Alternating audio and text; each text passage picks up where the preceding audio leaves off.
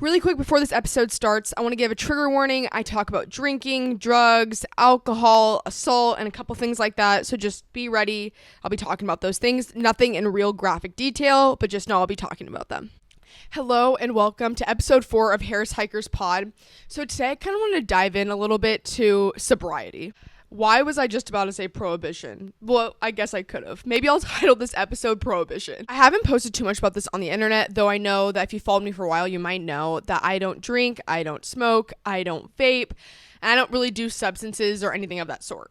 You're probably thinking like, ew, what a prude. But I'm not judging you guys if you drink, smoke, vape. You do you. This is just my opinion about how I want to live my life, and you can live yours the way you want to live it. I'm just going to give you a background on why I have done this. As always, we have to throw it on back to our childhood. And my mom's going to kill me for saying this, but my mom put me and my sister in front of the TV and made us watch these shows. I don't know if you guys know, I've heard of them, but it's called Intervention.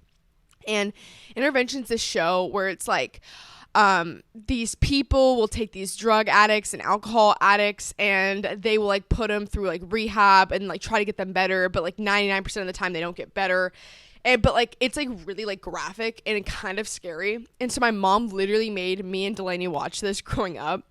And me and Delaney still talk about it. Like it made us so scared. It made us like not want to like smoke or do drugs or like even drink alcohol. So that really like that scare tactic worked. Do I not drink alcohol and do drugs because I'm scared? No, but I will say from a parenting perspective, it was kind of genius. Like 7-year-old me, 8-year-old me did not want to touch drugs the rest of my life. So at age, I would say like 14, 15 is when kids really make the decision of like, am I going to go down the drinking, partying, and drugs path or am I not? I feel like that's kind of the age where kids decide that. The beautiful thing about that age was I truly felt like I didn't want or need to do drugs or alcohol to have fun. Like I didn't want to like have to do a drug to people think that I was cool. Like I genuinely thought the things that I did for my hobbies, the things that I loved to do and the ways I had fun were just better, and I believed that I was cooler for it. Superiority complex probably, but I truly believed that the way I lived my life and the adventures that I took, I was like, that's so much richer and I'm having so much more fun than these clowns over here that are drinking. That sounded so judgy. Obviously, if you drink, no worries. But when you're 14, 15, like the kids that were drinking, it was just like, do we really need to be doing this, you guys? Like, come on. And I think that is a testament to the way I grew up because my parents really valued the outdoors, adventure, and then like I had a really great group of childhood friends growing up. And I think that made me not want to pursue other avenues to have fun because I was like, dang, like I am doing all these fun things without drugs and alcohol. Like I'm winning at life. However, it wasn't just fear and like fun that didn't make me want to drink. There was a lot of alcohol problems within both sides of my family. And I kind of already have a very all in and borderline addictive personality. So I didn't need to be like messing with drugs, alcohol, vape, things like that. I just felt like it didn't really align with my goals either. Like I was an athlete. I was by sophomore year of high school, I was committed to a Division I school. And I was like, doing things like that didn't align with my goals either. So there was multiple reasons for me not doing those things. And honestly, I didn't grow up in a family that demonized alcohol. I grew up like with a group of my parents and like all my parents' friends drank and did stuff. So I never thought it was a bad thing. I just didn't want that for myself. So guys, I feel like right now in our society, which I'm super happy about, but like it's kind of like cool not to drink and do drugs. I feel like it's becoming like there's a sobriety movement going on. It's like cool not to do those things. And I love that for us, like go off. But I have to like let you know that when I was like not drinking, it wasn't like the cool thing to do. So like I kind of did this before it was cool. So like people like my freshman year of college go out to parties and do stuff like that. And I never felt like I was missing out because every once in a while I'd go with them and just not drink. It wasn't a big deal at all.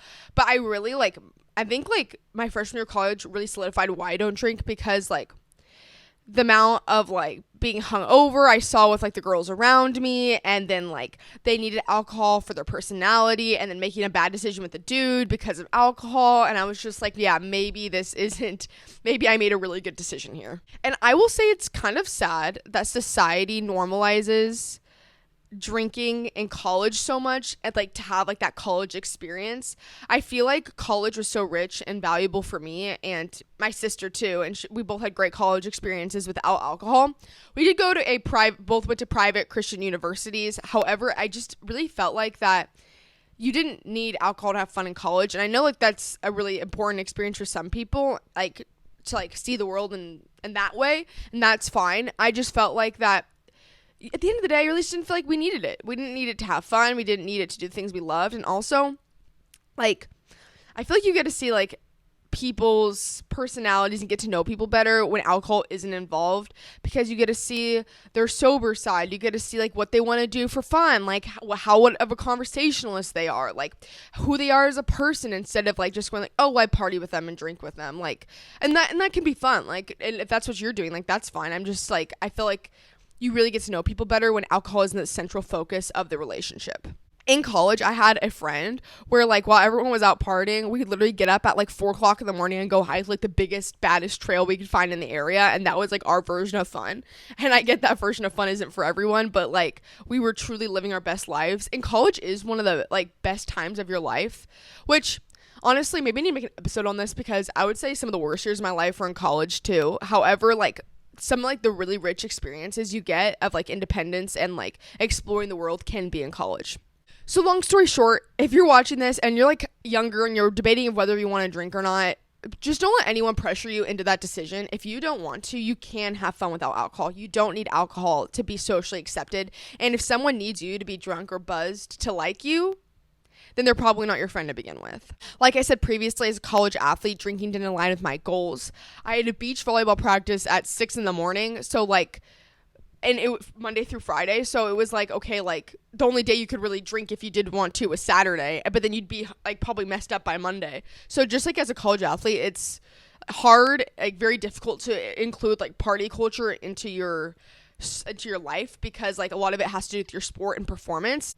Want to give a trigger warning of assault and alcohol problems in this next segment. I would fast forward the next 5 minutes if you don't want to listen to this.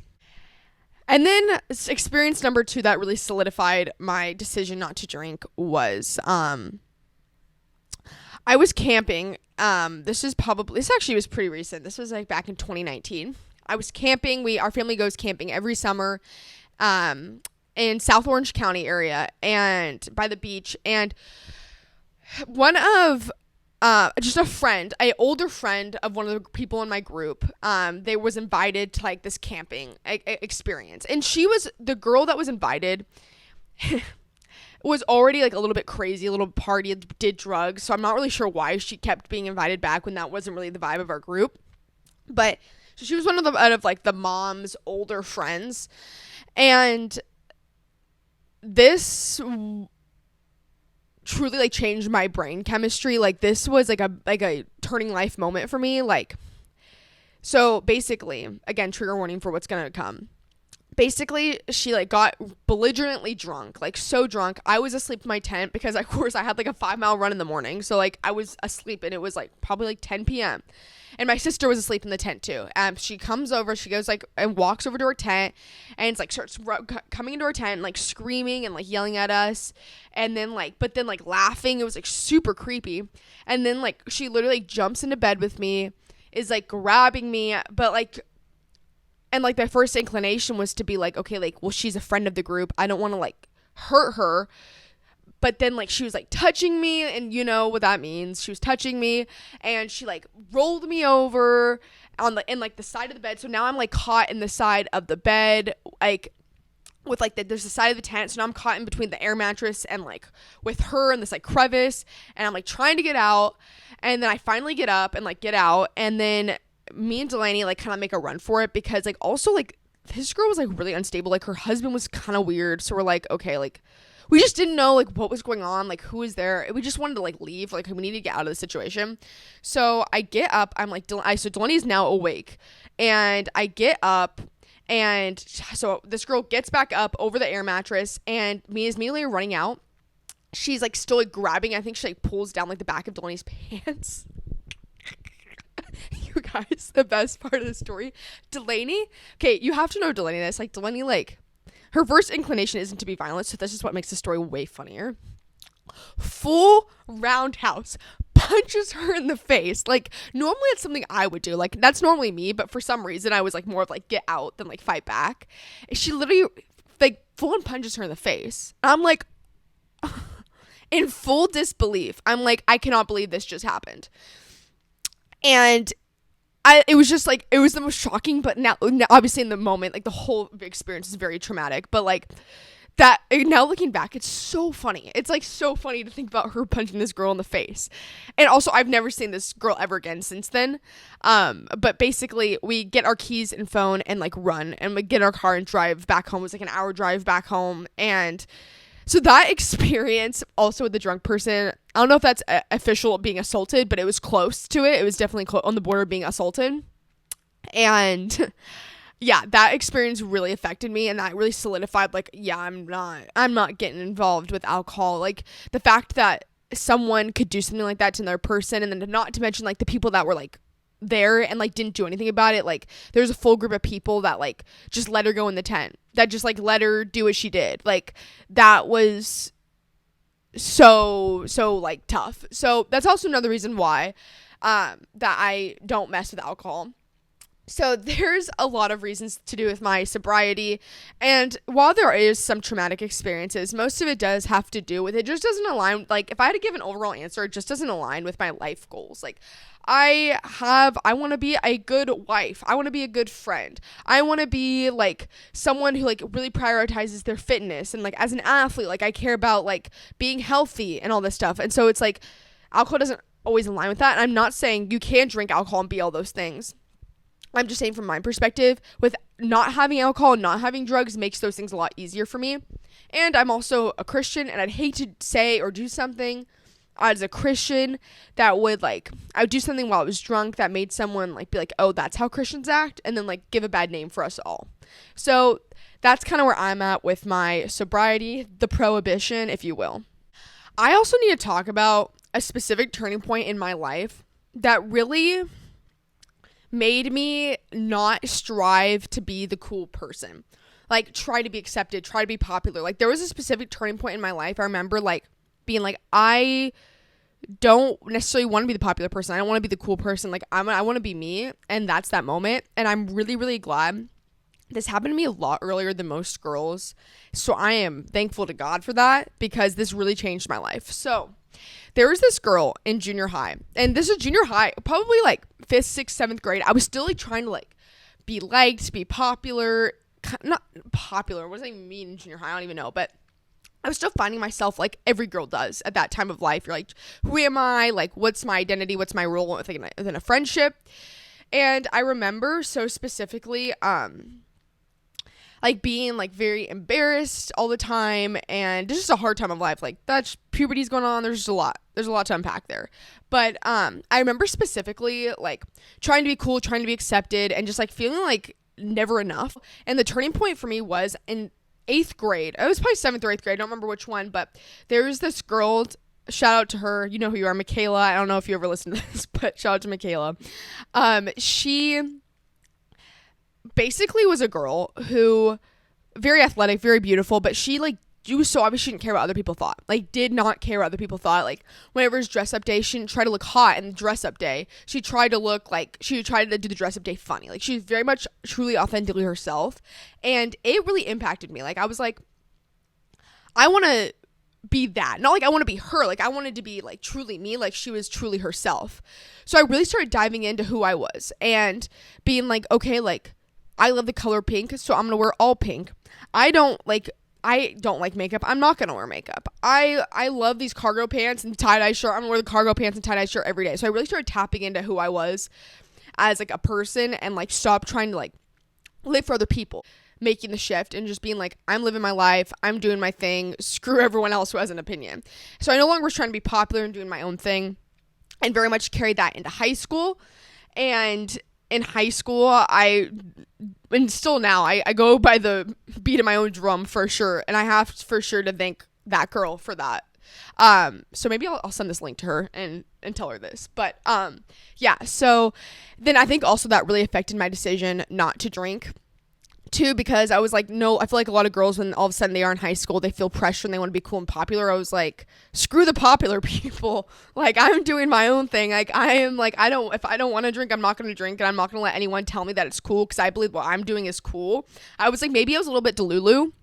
For sure, because I believed, I was like, no. Running 10 miles on the weekend and getting acai bowls with my sister and then watching Pocahontas after is cool. Like, fully convinced, and I still believe it. I think coolness and confidence is truly a state of mind, too. Like, you have to walk in a room and believe, like, I'm cool, I'm confident. Like, you have to, like, choose it. Like, confidence is a choice. And also, like, even in my sport in junior high, like, I was, like, not confident at all, anxious all the time. I had a coach that, like, yelled at us all the time, and so I was just, like, not confident.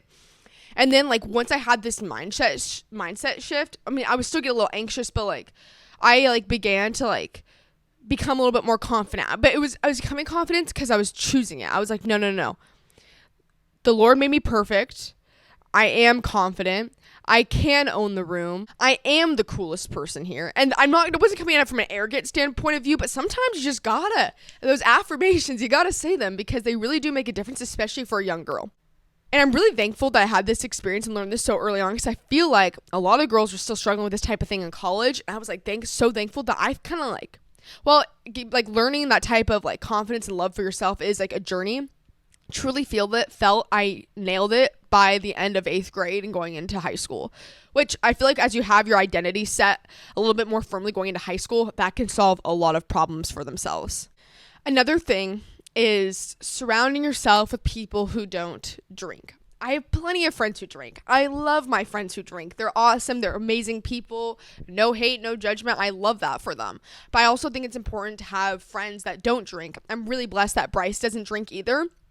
So, like when we don't need alcohol to have fun, we don't need to pour a glass of wine at the end of the night, but we will eat a massive bowl of ice cream. That is 100% for sure. I think it's really important to have those friends that like can have fun without alcohol, and like you can be like, hey, come over for a pizza and movie night, come over and we're gonna have a sleepover. They're gonna wake up early and go get coffee and go for a run or go for a hike. Like, we need friends like that. So if you're thinking about not drinking, definitely find friends who also don't drink. There's actually a lot of people, especially right now, out there who aren't drinking because of this whole sobriety movement, so they're pretty easy to find.